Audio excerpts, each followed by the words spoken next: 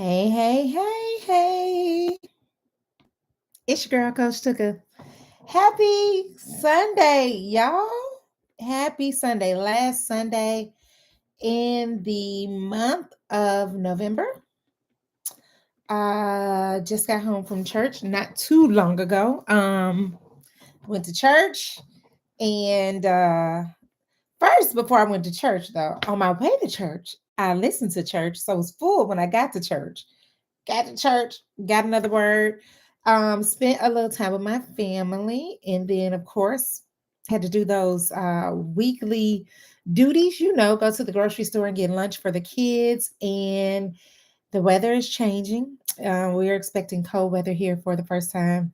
And I don't know where I live in the great state of Mississippi. Uh I don't own a coat. I do not own a coat. And so it looks like tomorrow there may be some coats needed at some point during the day. So my children have grown. So I said, you know what? Let me go grab them a coat real quick. It's not even a coat, it's more like a jacket, a thick jacket. Um, so I got home and I said, let me do my live. So I've been missing in action for 2 days. Yesterday and the day before, I was dealing with some congestion, but you can't keep good women down. So I knew on Friday morning when I woke up and I felt that congestion. I said, I won't be here long. I said, I will not be here long. I had some friends tell me how long they had been not feeling well. And I said, that's not going to be my story. My story is not going like that. I'm going to be in and out of this thing. And so yesterday and Friday, I did not feel my best. But so I missed those 2 days in November. Other than that, I have been live every day. And I don't want today to be any different. All right. So here is what I want to talk about today. So for those of you for people who know me well, like people who know me, one of my favorite things to do is to sing. It doesn't, we're not gonna get into the technicalities about how the singing sounds. That's not important. The only thing that matters is how it feels in my heart when I do it. And so I love singing. I love music and I love singing. It makes me happy. So I'm like a super duper, like big time R&B fan. Like seriously, not today's R&B so much, more like anything from the 70s to early 2000s. Okay. I'm in. All right. And I will literally have a concert by myself in this house, in my car. It really doesn't matter. When I was a teacher in the classroom, it really doesn't matter. I would have a whole concert. My kids literally asked me one time, Mommy, how many songs do you know? Because it was Christmas time and I did a whole karaoke by myself for hours. And they were like, how many songs do you know? Like, how long is this going to go? I'm like, we could literally do this all night. We could literally continue to do this all night. And so one of the greatest to ever do it, to me, in my opinion, and I will argue this, greatest of all time is Stevie Wonder. Okay. Hands down, Stevie Wonder. Who can touch him? Who can touch him? Greatest of all times. I have to tell you that story about the time I saw Stevie Wonder live. Okay, but maybe under Stevie is Luther. Okay, so Luther is like seriously one of the greatest to ever do it, and he has this song called "Make Me a Believer." Now, don't get lost. Okay, don't get lost in the sauce. Even though in the "Make Me a Believer" song, for those of you who know it, I might be showing my age. Even though in the song Luther is trying to like seriously hook up. But there's a line in the song, there's a part of the song that deals with one of the most important aspects of success, and that's your mindset. So if you go back and listen to the song, I'm not going to sing it because I'm just not, because I can't take no judgment. Okay. So I'm not going to sing it. I'm just going to say it. He said, Superman can fly way up high in the sky because we believe he can. So what we choose to believe will always work out fine. It's all in the mind. So he basically was saying, like, whatever you think, you're going to believe it. Like, whatever you believe in your mind is possible. If you believe it, it's going to happen, right? And so I really thought about the fact that anybody that you know that has any measure, any level of success in their life one of the things that they must know is that they're like every area of their life and their success is affected by their mindset and how they think, right? So anybody who has any measure of success is clear that every single day you have to make these daily like investments or daily deposits into your mindset. And when you do that, you'll be able to see this, the way your mind works and the way you think, you'll see it show up in your life. Truth be told, the other thing is opposite. Whenever the enemy wants to derail you or get you off track, your mind is where the attacks will begin first. All right. So we see it and we're like, oh, this is the devil. Well, it started in your mind with the way you see things and the way that you think. All right. So today, what I want you to consider is that developing your own mindset, yes, is crucial for success. Like you must develop your own mindset, but that's not the end of the story. It's not good enough to just, it's important to develop our own mindsets, and daily renewing of the mind for ourselves, definitely important. But that's not the end of the story. That's not all there is.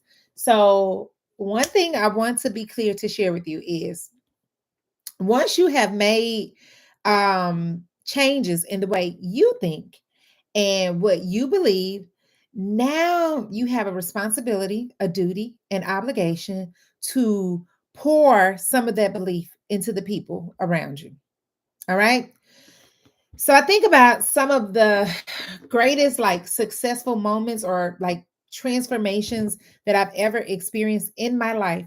And whenever I think of some sort of or some measure of success that I've had, it happened because somebody saw something in me that was there, but I just hadn't realized it about myself. They saw it and they breathed life on that thing. And then God blessed it and it was developed. Okay. And then there was success created from there. So, what I'm clear about, and what I want you to be clear about as well, is as we grow and as we develop mentally, we have an obligation, a duty, a requirement to do the same for others. All right. So, yes, it starts with you because you cannot build belief in others. You can't make believers out of nobody else if you don't have belief in you. All right. But once you understand how to manage your mindset, daily renew your mind on a daily basis, once you get an understanding of that, now you have to be able to do the same thing for other people. So, I want to share a story about when I first became a teacher. Okay. Picture it like Rose, is that Rose off of Golden Girls? Picture it. Jackson, Mississippi, 2011. So it was my first year as a teacher. Understand that I became an educator by happenstance. So in my heart, I knew the God had called me. I literally have a spiritual gift of teaching, and I knew that I was born to teach. However, I wasn't quite sure if that was supposed to only happen in a classroom. I wasn't sure what that was supposed to look like. So, as God would have it, I was working a job that I didn't like, and the job was closing. I had an opportunity to transition out. So as I thought about what I would do next, I thought, why not I really had a blank slate. I said, I'll give teaching a shot because I think I would enjoy it. So I went, I got certified as a teacher. Okay. It's so, mind you, it sounded like a grand idea at the time because I go get my certification, but I'm thinking that I really enjoy somewhere around like fifth or sixth grade, which at this point in my life, I'm not supposed to work with that group. But that's what I was thinking because I had done some substitute teaching. I'd done kindergarten, first, second, and third grade, and I wasn't like thinking that was it. So I was thinking somewhere between fourth and seventh would be a good place for me. Was God would have it. After going on many job interviews, I landed my first teaching job at a high school. At a high school, okay? And as a ninth grade social studies teacher, my dream of teaching started. I wanted to teach English, but I ended up being a ninth grade social studies teacher. Okay. So when I walk into this building, I've told this story before. I walk into this building and I'm 5'2", and don't forget the 3/4, 5'2" and 3/4. I'm short. These children are, I don't remember seeing ninth graders look like this. They were tall and just looked way more adults. It was a lot going on with these teenagers, and they were really big. The building was big, and the kids were big. And I just remember thinking, "Ooh, they're going to tear me up." I'm like, I am in a situation like I don't know if I'm gonna be able to teach these people. They look like they run it. They look like they run it. Okay. And so because I'm a new teacher, I'm all excited. I get my classroom set up, everything. It looks great because that's just what I do. Okay. My classroom's gonna be looking, I'm gonna have the decorations, okay. And so I get my classroom all decorated and everything. And I'll never, ever, ever forget. I'm excited. Like I'm loving the leading up to the first day of school and all that. It's great. But I had to admit that the night before the first day of school, teachers know this is like a thing. You're trying to get your class just right so you can receive your students. You want it to be just right. Kids don't really care about all that, but you still want it to look right when the kids come in. And I remember my principal, and I'm going to say her name on here because I've had this conversation with her. So nothing I'm going to say to you, I haven't shared with her. But her name was Kimberly Warfield, Dr. Kimberly Warfield. Okay. And so she was my assistant principal at the time. She wasn't the principal of the school at that time. She was assistant principal. And I remember her walking the halls and she came by our room. Like, I think she probably did this with all the new teachers, but the way the story goes, she just stopped by my room. Okay. In my mind, she just stopped by my room. I don't know who else she went to see.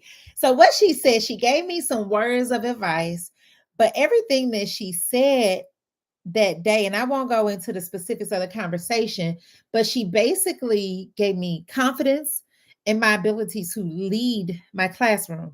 And she spoke about me already. It makes me emotional to think about it, but the way she was speaking about me that day was like, you have this, you're a great teacher. And in my mind, I'm thinking, why you think that? Because I ain't have my own classroom yet. How you know? Right? So she spoke about me to me as if I was already a great teacher and I already had what it takes to manage this classroom and that I was going to do great and just basically command, ownership of the classroom in a sense, like respect my students, but this is your room. And it was just like, it was literally what I needed to hear to show up the next day with confidence that I had it. And when I tell you, I taught for a total of 10 years, and the 5 years that I spent at Forest Hill High School were not only the years that shaped me the most, but they were some of my most enjoyable years in education. Okay. And so what I wanted to share about what that conversation with her did for me was, number one, she trusted me before I knew what to do with the trust, right? So she poured into me because she saw something in me that I had yet to see in myself. She saw me as capable of being a great teacher before I knew that I could be, right?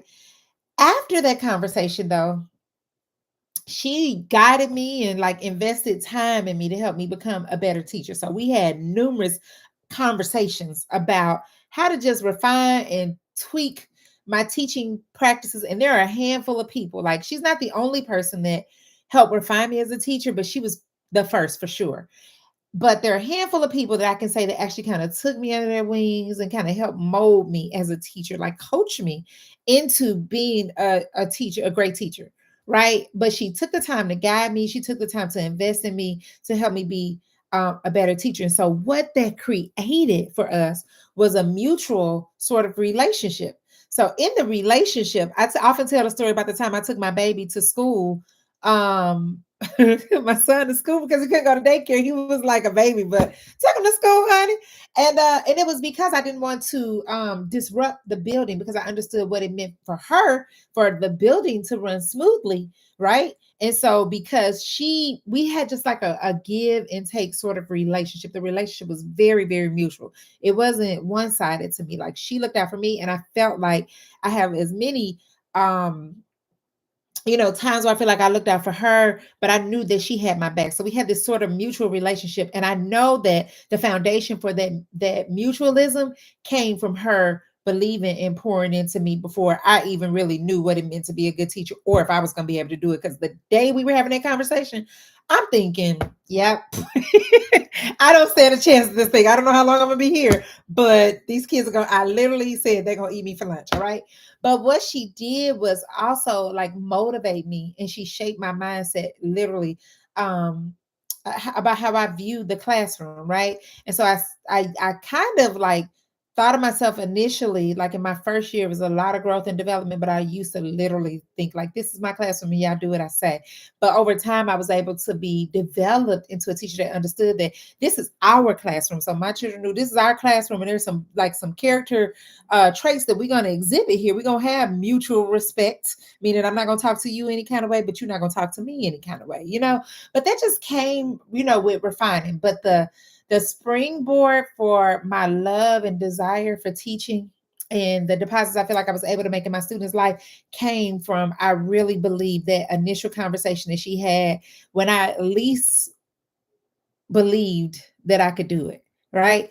So the point that I'm making here is that didn't come from anywhere. She had a coach or a mentor who molded and shaped her, right? And she took that same molding and shaped it and poured it into me. And I'm sure other teachers, like to this day, she's not a principal anymore, but she's like a leader in education. And so I know that pouring into educators is part of what she does every day, right? And so again, what I'm saying is you cannot build belief in other people if you don't have belief in yourself. So this is where it starts. You are poured into, you are developed, you are refined, you have this new way of thinking, acting, being, and success. You now have an obligation to do the same, build that same belief in other people. So make a believer out of somebody else, right? So you take the belief that was poured into you and you pour it into other people so that they now believe in themselves. All right. So we don't hoard it and hold on to it. We pour it into other people. All right. So these are the reasons why. First of all, so this is the thing. It really all starts with being intentional about looking for the good in people. So there's sometimes people behave, act, think, do things that make us think that there's little to no good in them. What we have to start to believe that this person belongs to God just like I belong to God, and he instills some goodness in it. Even if I got to dig and look a little harder just to find it, it's there. All right. So you have to believe it's there, and you have to be intentional about finding the aspects of that person that they don't even value, but that you see are there, right? And once you're able to point those things out for the person, so like I know someone who's amazing at like child, I could pick anything, but I know somebody who's really good at like social media, right? She's great at social media and creating content, and it's really a gift what she's able to do. Does she do that in her everyday life? No. Does she see it as a gift? Probably not, because it's something that she does naturally with ease. She doesn't think much about it, right? But when you take the time to show them how this little gift that they have, so the conversations I have with her is, girl, don't you know how many people want you to create this? Don't you know how many people need your gift who don't want to create and be on social media and do any of these things? And this is literally, I've watched her put together reels and all these things like with what looks like a little bit of effort to me, and she's just like boom boom boom boom boom. Don't you know how many people who are influencers or just people who are coaching or in this social media world who don't want to do that part, and they would need someone like you who loves to do it and who can do it with excellence, right? So when you do that for people, though, when you see something great or something excellent in them that they don't necessarily see as good, they haven't realized it, they haven't recognized it yet, what you do is build confidence in them, right? So you build a belief in them that they have the ability to do this thing. And I always have to clarify when we talk about confidence, because a lot of times when we get in the arena of confidence, people think that confidence means like being conceited or being arrogant, and that's not what I mean. All right. Confidence just means you are like courageous or have a clear understanding. Like confidence really is attached to clarity, because the confidence comes from me being clear on what gifts I have, what I'm able to do, and where they came from, right? So I'm clear that I'm gifted at this and I'm good at this, not because I'm so good and awesome, but it's because he's so good and awesome and he instilled these things into me, right? And so what happens is when you notice good things about other people, things about them that they just take as simple things. I'll take my nephew. My nephew is really a people person. Like anytime I'm in public with this young man, okay, when me and my nephew go anywhere, we can count on stopping like 19, 25,000 times. Okay. He know everybody. I'm just like, how do you know all these people? I don't want to go to the store with him because we're gonna see people that he knows. But the truth is, he really has a gift. You know what I'm saying? For connecting people, for drawing people to him, right? So it means if he's leading people in the right direction, people will follow him, right? But he probably doesn't think anything of it. It's just him being him. He don't think none of it. It's no big deal for him. It's nothing major for him what he does, right? But what it does take is for somebody to say, "Don't you know, like you're really good at this," and to guide him. Invest time to show him how to refine that thing so it becomes something that he can use for the kingdom. Once he gets a clear understanding of that, don't you know the confidence that he's gonna have in himself, but not because he's so great. The confidence is gonna come because look at what God blessed me with, right? So when we pour into other people, we really do build confidence in them, right? The next thing that we create when we pour into other people is mutually like reciprocity, mutually beneficial or mutually dependent relationships, right? So now we have a connection or a bond or some level of togetherness because when you pour into people, guess what? They're gonna feel more comfortable pouring into you, right? So me pouring, it goes around. It's a circle. I pour into you, you pour into me. We benefit each other in a mutual way.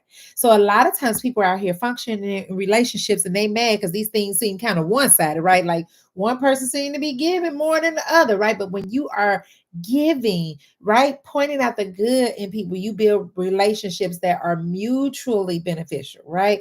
Where there's a dependence, but I need you and you need me. We need each other. It ain't one of us need each other more than another. We both need each other because we both are clear on what we provide in the relationship. So I have relationships with people and that's another thing, like knowing what people are great at helps you to adjust your expectations because we out here, and I'm not even about to dig into this today, but we out here expecting things from people that they're not even capable of doing because we need to adjust some expectations. All right. But what you create when you pour into other people, when you take the time to point out things about them that they don't necessarily see, and then you're able to invest time to help guide them and mentor them and help them be better in that area, you create mutually beneficial relationships. All right. Next thing you create is motivation, right? So what you create in the person is now this person feels like when they feel like you got confidence in them, they're more likely to work to be successful. So they want to work to show like I am what you said that I am. So when Dr. Warfield told me I was a great teacher, don't you think that I did everything I could to say, yep, I surely am. So I did everything I could to show up as a good teacher because I knew that she believed that I was, right? And to this day, she still believe that. All right. So a lot of times, and the reason why I'm pointing this out, number one, every measure of success I have has another person attached to it who saw something in me that I didn't see in myself. They pointed it out, they helped me develop it, they helped me refine it, right? There are things that my husband, which is why I thank God so much for him, that he says to me that I don't see about myself. Like that he's like, baby, you're really great at this. You're really great at this. And I'm like, you think so? But because he has that belief in me, right? I'm more likely to start looking at him like, okay, well, what's some things I can kind of pour into him? Like he made me know this is what I'm good at. And now I'm feeling kind of confident, even being on live. Like, even though I came out the womb probably talking, y'all, I was born talking. Okay. I was born. This is how I came here talking. So for me, I didn't think like going live or my personality, the nature that I have, I'm generally going to try to see like the good side of things, be encouraged and be out. It's just naturally who I am. I didn't think anything of it. It's just who I am. It was my husband that was like, babe, you got to go live and say that. And I'm like, really? Do I? Okay. All right then. Now I'm off. I got something to say, y'all, right? Because what he did was build confidence in me that I could actually do it, right? Can you imagine what that like? Can y'all even imagine what happens in the kingdom when we got people out here being confident, not in what they can do, but what God can do through them?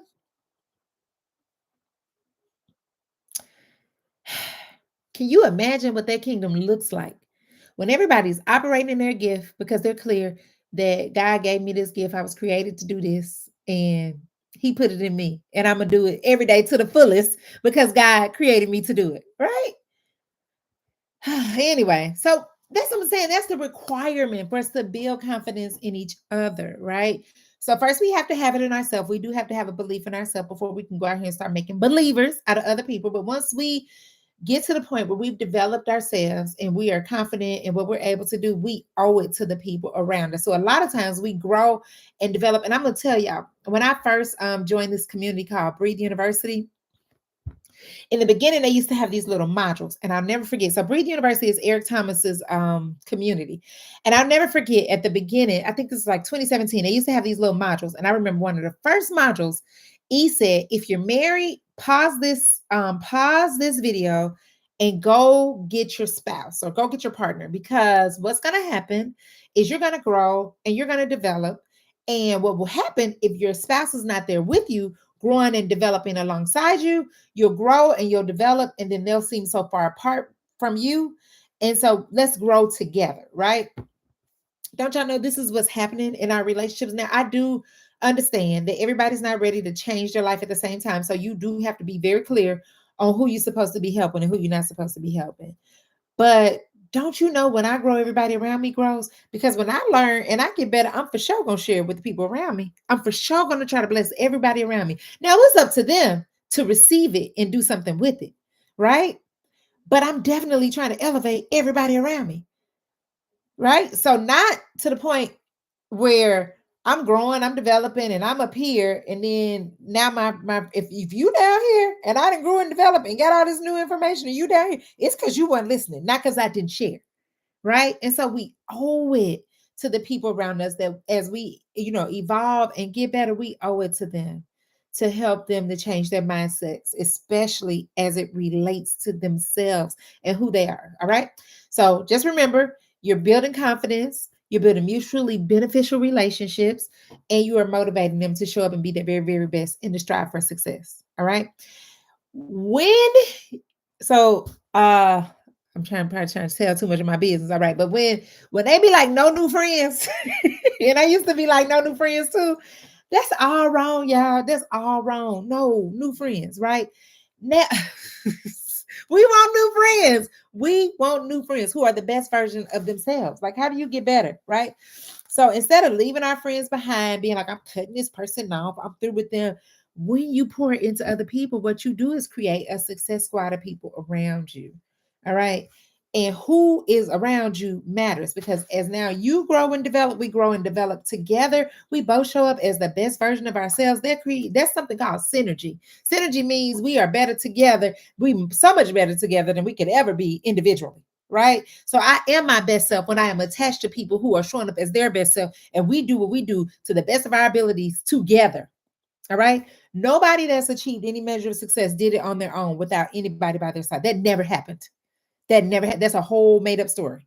All right. So it is new friends. It's new quality friends. It's the same friends who've grown and developed to a level where we're all showing up as the best version of ourselves. And this is how you get it around you. All right. So I want y'all to know I didn't make it up. I always want to take it to the word. So 2 scriptures that I found. I know in Leviticus, 1 scripture says, love your neighbor as you love yourself. So remember, like, as you grow and develop and learn to have confidence in your own abilities and work on your mindset every day, then loving your neighbor is nurturing them as well, right? Revealing those things in them that they don't see in themselves, recognizing those good attributes that they have that they think is nothing that they can use to serve the kingdom, right? But the word also says, Proverbs 11:25 says, the one who blesses others is abundantly blessed. Those who help others are helped. So what you do for other people will be done for you. All right. So really, every measure of success that I have that came from somebody seeing something in me that I didn't realize, and it helped me be successful in some way, I'm really required to take that and help other people with it. I'm really required to bless other people with it, right? And then those people are required to do the same, all right? So this is my challenge for you this week. I want you to pick one somebody, just one somebody. I don't want you trying to change the world, but I want you to pick one somebody who you can tell is operating at less than their potential, or that has something about themselves that they need to be using it in a different way, but they don't value it much because it's nothing. It's natural to them. They don't really think twice about it. Okay. I want you to just pick one somebody. And I want you to be intentional about making a genuine deposit into them every single day this week. Every single day. All right. Whether that's pointing out something that's good about them or showing them how to use that thing better. Not in a bossy way, like telling people what to do, right? But in an encouraging, nurturing, and loving way. Okay. We're not out here because I can do that too. So we're not bossing people and telling them what to do, but we do want to reveal to them things about themselves that they don't see that could help them move from one level to another level in their life. Now, the requirement is as you find this one somebody, you have to be there for yourself as well. So you have to be clear for yourself on what your gifts are, how should you be using them, right? What did God call you to do? Like you should be clear on those things, all right? If you have any single doubt in your mind about these things for yourself, I want to invite you to attend my Happy New Year Now webinar that I'll be having this Thursday, November the 30th. The link is in I could have put it in the chat, but I gotta find it. I'm gonna drop the link in the chat, but it's also in my description. Either one. All right. It's a free webinar. Uh, because I do have a community called the Success Squad. And don't you know, in the Success Squad, we love to see each other win. Like we looking for a reason for somebody to come in there and need some encouragement, needing a little cheer. We do that in my community. All right. I was telling them the other day, I said, you ever been in a community, been somewhere and you have a success? I remember this when I was losing weight. You know, you just don't want to seem like you're bragging. And a lot of people don't necessarily care or know what to do with all the success that you have, but there are communities. So that doesn't mean that you don't share it in the wrong places, but it doesn't mean you don't share it at all. Right? You just share it in the right places. So for us, the Success Squad is where we share those things because we are intentional about what were your wins today. How did you win today? All right. So if you're looking for a great community, you could DM me and I'll send you a link for you to get into the Success Squad, or you can attend my free masterclass on Thursday, November 30th. The Happy New Year Now. The link is in the description and I dropped it in the chat, but I don't know if that shows up later. I don't know how that works on YouTube. I'm still learning. All right. So that's your assignment. Get clear on what God has made you excellent at. All right. I'll tell you one of the ways that outside of studying my word, I knew that I had some natural abilities like my ability to easily make friends. Like I make friends easily. It's not very difficult for me to find things to talk to strike up conversation or connect with people or have a great time with people. That's not very difficult for me to do. But I didn't necessarily see that as a gift. I just saw it as like how I was made. So I had to go into a deep study of myself to learn more about these things. So one of the ways I did it was I took something called the DISC assessment, and the version that I took came with an analysis. And it was in that analysis that I got my own personal mission statement together and became clear on like these are things I should say no to, and these are things I should say yes to. So my yeses are for real yeses, my no's are for real no's. And I'm clear about what I'm supposed to be doing. But anyway, that assessment changed my life. So that's all, a part of being in the community. But yeah, that and knowing my spiritual gifts. I took a spiritual gifts assessment and I went into a study of myself. And so sometimes that's what you have to do. But once you get clear on that for yourself, now you owe it to the people around you to just hands down pour into them. All right. Knowing that everybody won't be receptive. Everybody's not going to change just because you gave them a revelation of themselves. But what they do with the information is on them. You understand what I'm saying? You pour and don't keep pouring then. Don't keep pouring if it's not fertile ground. But you pour, you pour into other people, and their response will allow you to know if you should keep making deposits there, if that makes sense. So anyway, I love you out of life. I have a meeting in 45 minutes. I'm about to hop off and do that. prepare for that. But I love y'all life, and I will be back tomorrow for day 27 of going live every day. If I had to grade myself, I still got A. I still got an A. I went live 24 out of 26 days. What's the math on that? What's the math? It's still A. I'll take it. Progress, not perfection. This last November, I went live 0 times. All right. I love y'all life. Have an amazing evening, and I will see you tomorrow.